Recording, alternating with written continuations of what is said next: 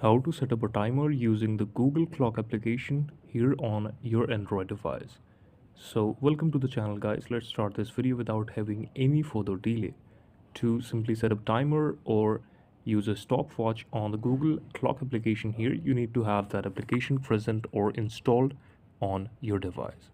Now as I have already installed it, I will simply click on the clock option from this menu, and then here you can see on the bottom of screen there are four options: alarm, world clock, and then stopwatch. The stopwatch feature is actually the timer that you can set from in this menu. To set it, click on setting. You can click on ring duration and you can select the timer from here for 1 minute, 5 minutes, 10 minutes, 15 minutes. You can simply check it from this, and yeah, this is how you can exactly do this thing.